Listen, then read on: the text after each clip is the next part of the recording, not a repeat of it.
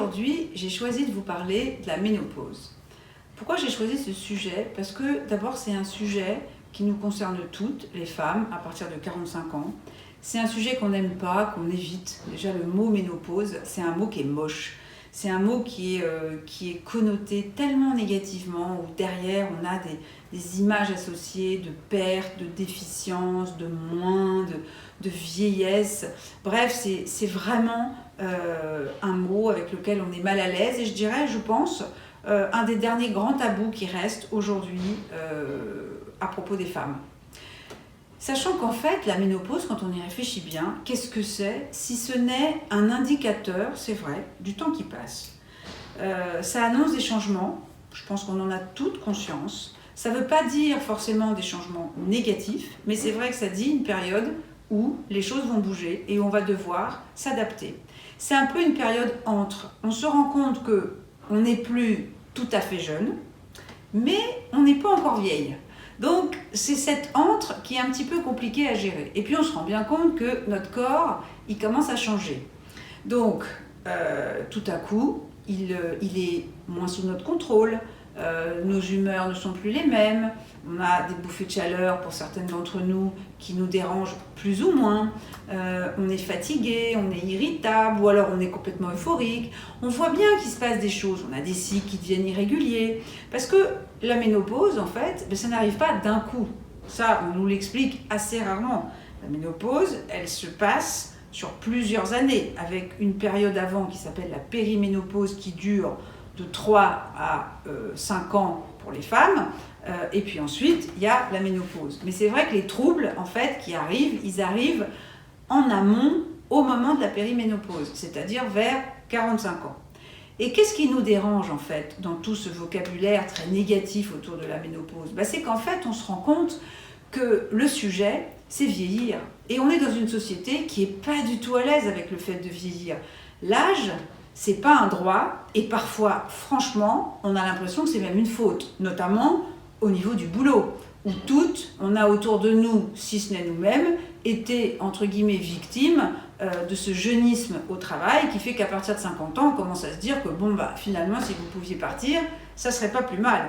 Donc, 50 ans, c'est cette période en fait où arrive comme ça beaucoup de déstabilisation et qui se concentre en fait après autour de ce mot de la ménopause, parce qu'en plus, ça vous aura pas échappé, c'est que les hommes et les femmes, on n'est pas égaux par rapport au fait de vieillir. Un homme qui vieillit, son corps se transforme, mais il ne se déprécie pas.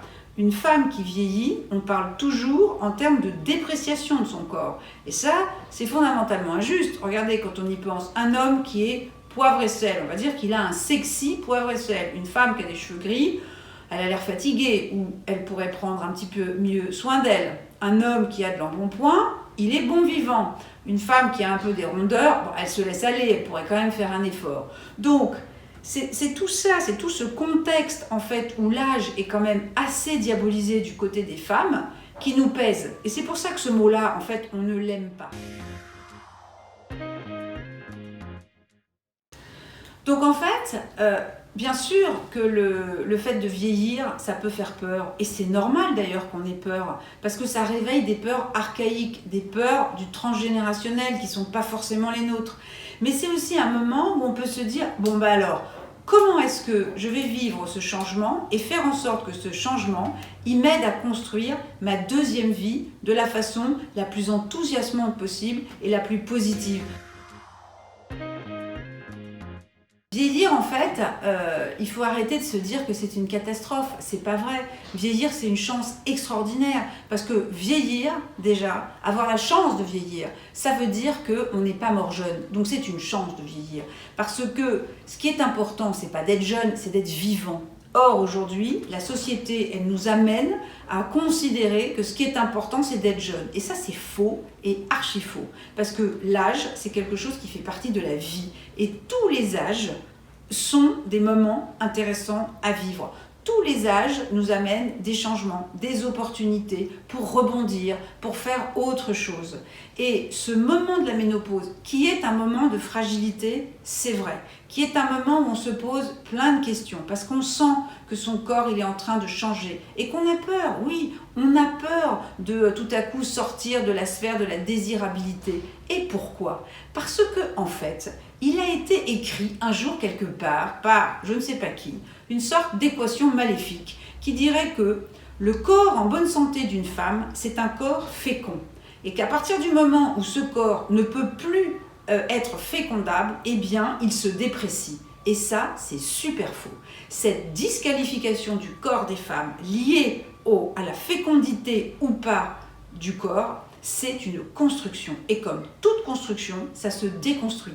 Ce n'est pas vrai. Ce n'est pas parce qu'à un moment, on n'a plus ses règles qu'on n'est plus désirable. Franchement, qui va regretter de ne plus avoir ses règles? C'est quand même pas le truc le plus génial du monde non plus. Donc, c'est bien tout l'imaginaire qui est associé derrière qui va faire défaut aux femmes et qui peut en amener certaines à se dire « Oh là là, mais comment faire et quel traitement je peux faire pour garder mes règles ?» Non, le truc c'est qu'une femme, elle reste féminine et désirable, que son corps soit fécond ou pas. Et le corps en bonne santé de la femme, il n'est pas forcément lié à sa fécondité. C'est cette équation-là qu'il faut refuser et dont il faut sortir à tout prix pour justement pouvoir vieillir d'une façon agréable. Le corps va se transformer, mais il n'y a aucune inéluctabilité.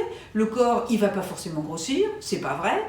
Avec une bonne hygiène alimentaire et de l'activité physique très régulière, une certaine discipline, mais vous pouvez tout à fait conserver un corps en bonne santé, une très jolie allure, de l'énergie. Il n'y a rien qui ne soit écrit et gravé dans le marbre. En revanche, comme c'est une période où il y a des modifications hormonales importantes, la prévention est clé. Et moi, je suis vraiment une partisane et une défenseuse de la prévention. Au XXIe siècle, on a plein d'outils à notre disposition pour faire de la prévention active. Donc, s'il vous plaît, vous faites vraiment tous vos contrôles. Vous faites vérifier les seins, vérifier les ovaires, vérifier l'utérus. Vous faites faire vos dosages hormonaux, y compris celui de la thyroïde, qui est très important.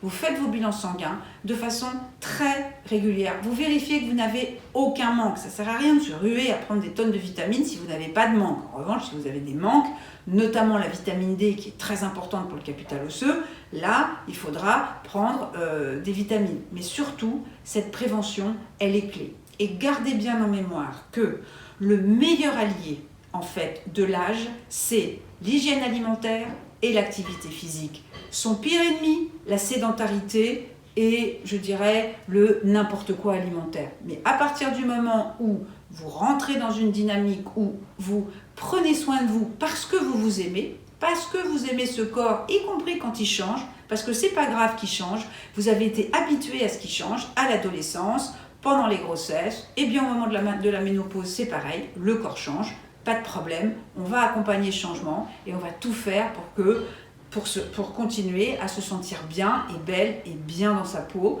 Et ça, c'est possible. Et surtout, on va faire en sorte que ce mot ménopause, ça soit plus du tout un tabou et plus du tout un mot moche. La ménopause, ça fait vraiment partie de la vie et c'est pas un big deal en fait.